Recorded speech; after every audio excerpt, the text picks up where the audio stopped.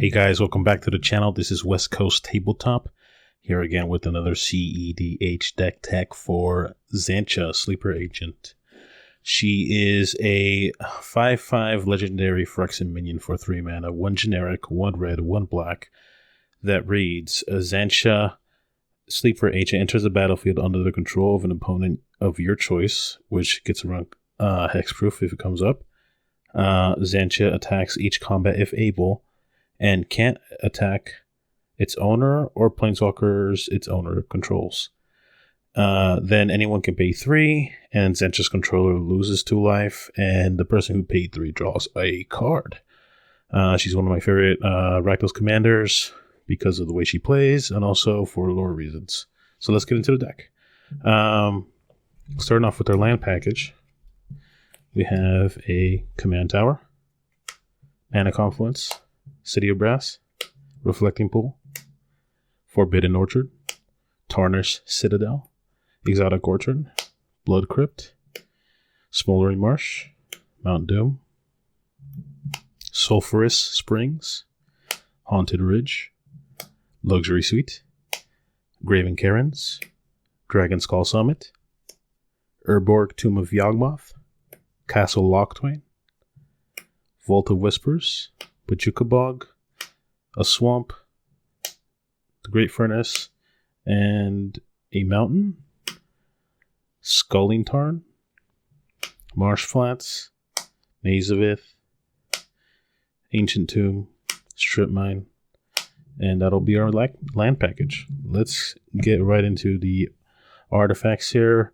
starting off with Chrome Mox, Mox Diamond, Mox Opal, Mana Crypt, Soul Ring, Senses Divining Top, Mind Stone, Rakdos Signet, Talisman of Indulgence, Thought Vessel, Arcane Signet, Wishcall Talisman, Lightning Greaves, Scroll Rack, Staff of Domination, Cloud Sun Curio, and an Aetherflux.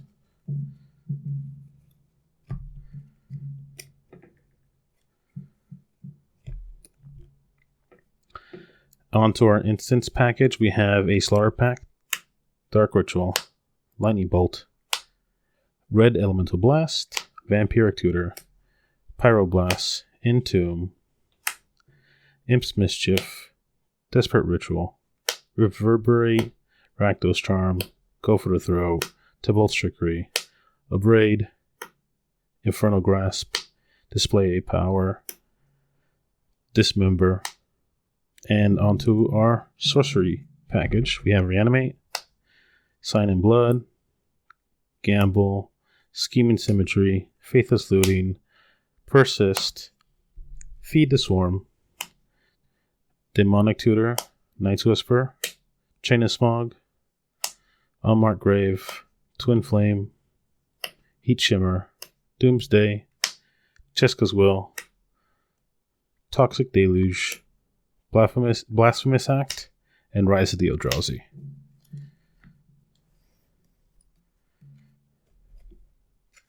Onto our enchantment package, we have an Underworld Breach, Dance of the Dead, Animate Dead, and Necropons. Our only Planeswalker in the deck is Professor Onyx. Onto the creatures, we have Walking Ballista, Dragon Rage Channeler, Dockside Extortionist, Dark Confidant, Dauthi Voidwalker, Rowan Sign of War, Burgi, Liberator Urza Battlethopter, Opposition Agent, Inferior Recruiter, Dualcaster Mage, Stormkiln Artist, Scourge Familiar, Bone Miser, and Crick Son of Yawgmoth.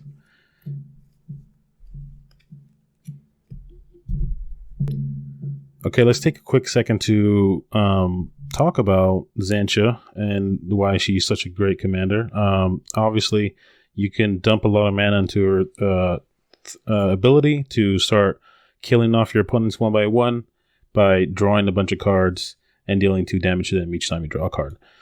So this deck obviously does run one way to make infinite mana, but before we get into that, let's talk about some of the things that we run in this deck to help us get there.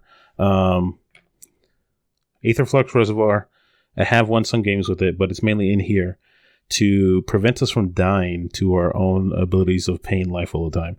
Because this deck, like all Rakdos decks, or should I say a lot of Rakdos decks, tend to really hurt themselves a lot.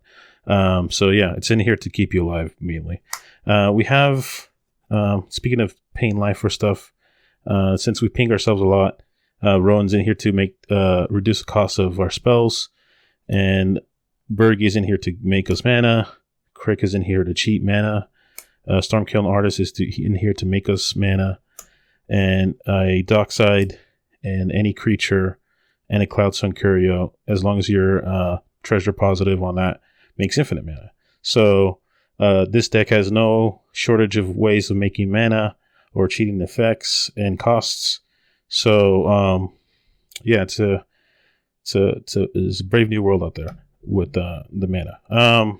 Doomsday is in here to set up infinite combos. If it's not a Dockside Cloudstone Curio, it could be something else like a Chain of Smog and Liliana the Veil. Well, not Liliana the Veil, Professor Onyx. So she has Magecraft. Whenever you copy or cast an instant sorcery, you gain 2 life and your opponents lose 2 life. So that goes infinite together. More infinite mana sinks in the deck are in the form of Staff of Domination and Walking Ballista, which also can be set up with Doomsday. So you gain infinite mana, and you laser the table with a Walking Ballista. If you're not doing it through Doomsday, then maybe you're drawing your deck with a Staff of Domination after gaining infinite life, so that you don't die to a, let's say, what is it? Orcish Bowmasters. So this is why I like running the Staff of Domination over something like Peer into the Abyss, because you assure that you won't die by drawing your deck. Another way to cheat your way around an Orcish Bowmasters is to do Necropotence with the Liberator Urza, a Battle Thought they're either on the field or cast right after you paint a bunch of life into Necropotence. And then if you're really worried about it, you can then do Rise of the Eldrazi.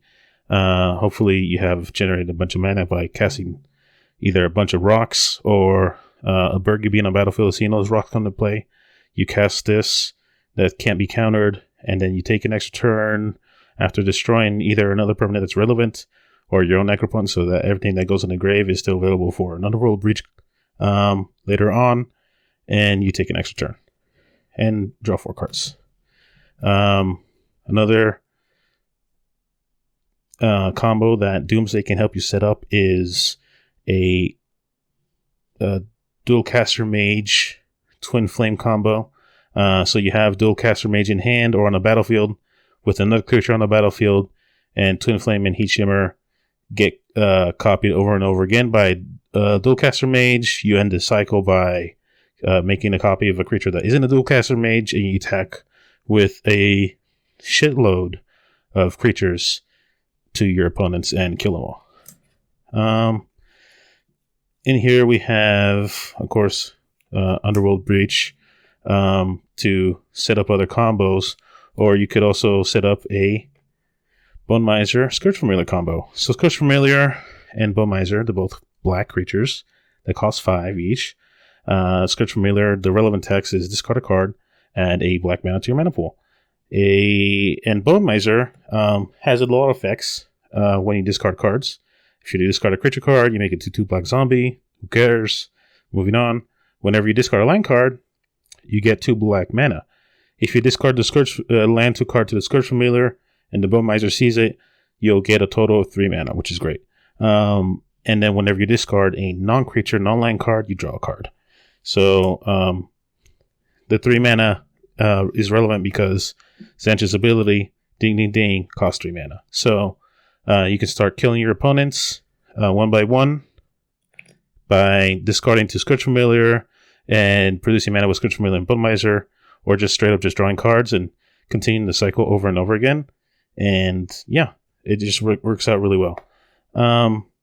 obviously they both cost 5. Asking to cast 10 mana worth of stuff at once is a lot. So we try to entomb or unmark grave one or both of them into the bin, so you can then just reanimate them with the reanimate, persist, animate dead, dance to the dead, or if worse comes to worse, a pay full price and pay and do it with the Underworld Breach. But Xanctha is great. I have a lot of fun with her. Usually she just either blows up things or counter, or with the limited counter spell package she has, counters things that try to go boom before she does, and then she just nukes the table by draining them of life in multiple different ways. So it's a fun commander, a great commander. If you want to give her a try, go ahead. She's one of my favorites. Thanks guys for coming to the channel, and we'll see you next time.